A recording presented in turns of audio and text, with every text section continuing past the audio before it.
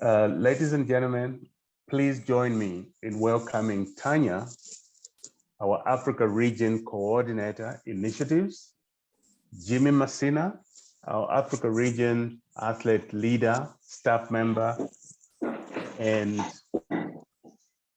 Nyasha Derera, our Special Olympics International Board Member, Special Olympics Zimbabwe Board Member, and Sergeant Shriver Global Messenger, who will lead the best practices in unified leadership. Tanya, please take it up. Thank you, Charles. I'll hand it over to Nyasha. I'll be co-facilitating with Nyasha and Jimmy. Nyasha, over to you. Yeah. Thank you, Tanya. Good morning, good afternoon, good evening, everyone. It is my honor to present on the illusion of inclusion. As you know, most programs today achieve 2.0 at its best. I'm kindly asking everyone to please post in the chat box, which level your program is. Is it on diversity 101, diversity 2.0, or inclusion 3.0? Thank you so much. As we are doing this, we need to build an inclusive organization. Thank you. Thank you. So we just want to see where the programs are at. Are we inviting our athletes to the dance? Are we making sure that we are seeking their advice and also consulting them in the various initiatives? And from the chat, I can see that some of the programs are on 2.0, moving towards 3.0. 2.0 is our halfway mark to inclusion 3.0. So I would say that we are doing pretty good. Now, over the years, we have been very intentional in our approach to various initiatives when it comes to unified leadership. We have worked on ourselves, that is looking at the role our behaviors play in creating inclusive leadership platforms. We have also looked at how our behaviors influence the people around us. This could be our colleagues, our families, or acquaintances. We have also created meaningful roles for athlete leaders in our teams, in departments, both at the regional and program level. But however, we believe that there's still more work to be done, especially at the organizational level, where we are looking at the adaptation of roles and responsibilities to accommodate our athlete leaders in the workplace. Now, at this point, I would like to call upon my co-facilitators, Jimmy and Nyasha, to share on their individual experiences in the workplace. Over to you, Jimmy, if you'd like to go first. Okay. Thank you, Tanya. Good day. Good day. My first job was at the school that I was attending. They just was I was on the sewing class, and then they appointed me. They said that they called me aside. The HOT called me aside and give me the role that I'm gonna play and tell me everything what's gonna happen now. I could say the transition was easy because there was no change. Changes were just position, but I was working as an assistant teacher on the side of sewing. Something that's a skill that there's nobody else can take it from me. I learned it from the school, and I can say they done in the inclusive leadership. That's where the school. And also on the other side, I was involved with athlete leadership. I was invited by SOSA to attend athlete leadership, and they done it in the way unified leadership, but on the side of the school. And also when I found out when I shift to go to Special Olympics, they done it more, because when I arrived, they done it in such a way that anything that because I attended, they appointed me to the office and get the job the way that they done everything, I was more involved, more accountable. Even when they done coaches training, I'll be involved on the side of when they do those coaches training.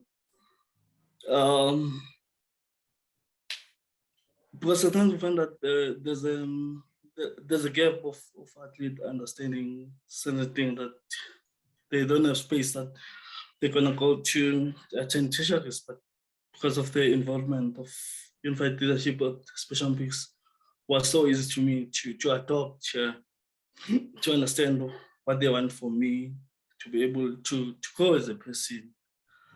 And also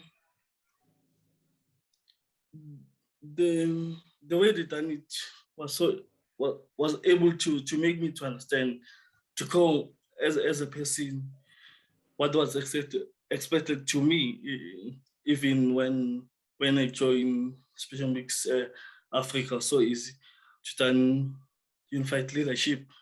Although sometimes it's a winning situation, that you find that something that other people they don't understand, but to me, they are so easy to me, them to understand what they expect to me. Yeah.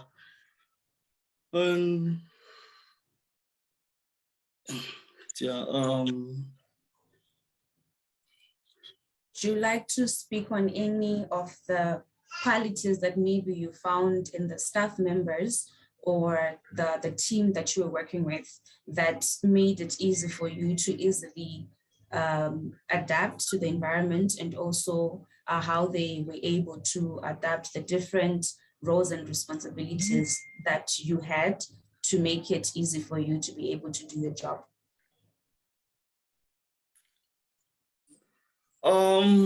I think they understand ability level of mine, where my strong point was, especially on the especially on the sports side, that I needed to understand them. They needed to understand me to make my job easily. Because even even when they done coach training, was so easy to me that they would put a slot that on my strength, that they know that, example, even when you check, when there's coaches training, they'll put a slot for a floor wiki that, okay, Kim, you're gonna do the practical side. That will be easy. And also them understand them what they expect to me to deliver in practical day and come back to a report. Even when find out when there's a planning process. If maybe there's meeting, I'll be in the meeting, understand the agenda, and yeah, even when there's planning, I'll be part of the planning.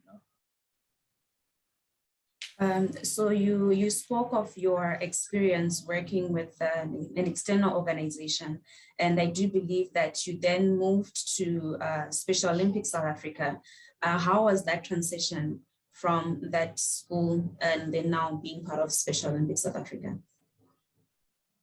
So I was already involved with Special Olympics South Africa because I attended athlete leadership. So now it was so easy to me to go to Special Olympics South Africa.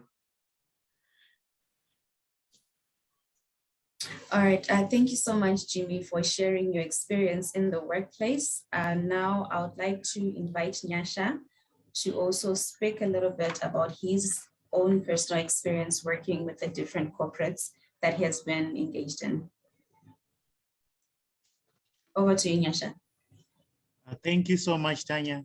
I would like to, my first experience outside Special Olympics, I was part of Special Olympics since 2012. Then 2018, I had an opportunity to be invited for this interview with this youth-led organization called Restless Development, was they wanted people who are good in public speaking, people who are good in going to the communities, doing outreach and doing research.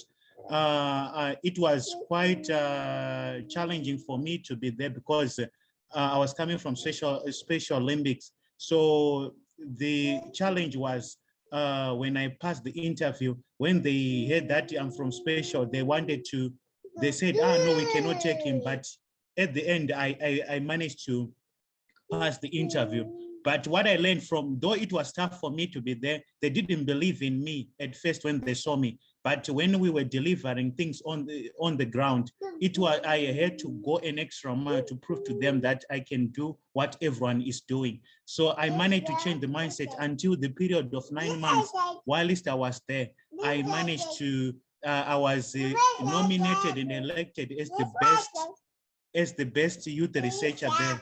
So that experience on its own was a mind changing to each and everyone who was there. So coming to Special Olympics, after doing that internship of youth researching, I managed to learn about the responsibility that I had there, the accountability, and also being confident. So it was easier for me to transition to Special Olympics because I had all those qualities that were within me, because the purpose of Special Olympics Unified is changing mindset and creating inclusive communities. By so doing, that organization has given me the chance to show them that people with intellectual disability can do better. Thank you, Tanya. I'm sorry, I was speaking on mute. Apologies about that. Thank you so much, Nyasha and Jimmy, for sharing on your experiences. And from what you have just shared, I noted a few key words, which are understanding and patience. You also spoke about confidence in your abilities that you were given by the teams that you were working with. And there was also a little bit about accountability, having the teams be able to hold you accountable and also assist you in adapting. Looking at all these qualities, this is something that I believe we have mastered internally as an organization. Now, after we have dealt with ourselves, who do you think is the next target? I'll just ask you to just please quickly type in the chat box. Now that we are confident in our abilities to create inclusive communities internally and are practicing it, who do you think is the next target?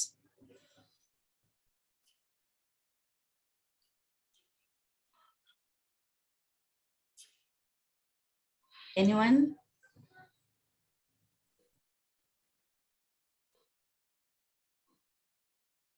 All right, so we have spoken about how Special Olympics as an organization has been intentional about ensuring that our athlete leaders feel included. We have worked on ourselves, we have worked on our teams, we've worked on the people that surround us in our organization, and we are now confident to what it is that we mean when we're speaking of unified leadership and are actually practicing it. So now the next target group that would like to target and make sure that they also have this knowledge is the external partner. So we are looking at our external organizations, our corporate partners, would want to have them go a step further and not only fund our activities and games, but we also want to have them create employment for our population. So the next group that would want to target with regards to unified leadership is the external population. Next slide, please. So from the surveys that we have conducted with our athlete leaders, their number one ask has always been the provision of opportunities for paid employment. Now, we are all aware that Special Olympics International is not an employment agency for people with IDD. However, we can empower our partners with adequate information and resources to help them adapt their workplaces, making them inclusive for people with intellectual disability. Our partners are better placed when it comes to job creation. We do know that most of them have the financial muscle. Ways in which we can assist is that we can also partner with the recruitment agencies and curate courses on job readiness for athlete leaders. SOI has also been working on developing resources that we can use when it comes to sensitizing the external environment about intellectual disabilities and the inclusion of our athletes in their workplaces. Last year, we launched an education series for our external partners, and we shared the resources on the warm-up session. And this session was targeted at the mindset of general staff in an external organization. And it touched on issues to do with the general perceptions that people have towards individuals with intellectual disability and development. And it also outlined ways in which we can impart knowledge to reduce fear and motivate our external audience to improve their culture and change behaviors to become more inclusive. Now, this year, we have launched the second part to this series, which is the warm-up session, where we are now looking at helping our external audience set intentions for diversifying their organizations. We are helping them identify the current problems that they have in their workspaces, be it to do with economics, be it to do with the culture of the organization. And we want to help them to practice new behaviors with their teammates and their colleagues. Now, the target audience for this session are program leaders and key volunteers. And externally, we are looking at decision makers, and these are your senior managers and department heads, as we believe that these are the individuals that can make the required changes at the senior level. So now these resources are currently available in English, and we are working on the French translation. The resources are for an online workshop, which is to be delivered in 2 parts, each part 1 hour long. However, programs can tweak the resources for an in-person training if that is your preference. We will also be holding. We encourage you to co-facilitate these sessions with an athlete leader. An example is how we have implemented this session. We need to allow our athlete leaders to tell their stories because they always tell them better. So we shall be sending out an email with the registration link for the Train the Trainer workshop. And we are kindly asking that all programs please be ready to register 1 staff member and 1 athlete leader who you are confident will be able to deliver this session in your respective programs. This marks the end of this presentation. We know that many of you in the programs have so many great best practices that you have, that you're doing, that you use in your programs. But the reason sometimes we don't highlight them is in our newsletters or in other gatherings such as this one, is because we don't know about them. We can't publicize what we don't know, because sometimes you don't realize and you keep them to yourselves and only share them within the program.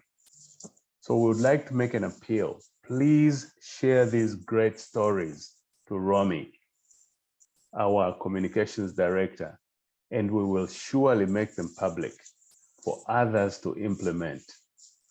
We must create a library of best practices from which you will select, for use whenever you would like to, when the need arises. So let us develop what we're going to call an Africa Region Best Practice Resource Center that, like Charles raised, that video, and that we will record his presentation, and Raja and so on and so forth. And many of you, Ansela, shared the best practice of how they raise money in South Africa, and so on and so forth. If you can put those on record and send your best practices, because you are the ones that work hand in hand with athletes. Every day you face challenges and you find ways to mitigate and go around and navigate around these challenges. We would like you to share them with us so that we can make them public and others can benefit from it.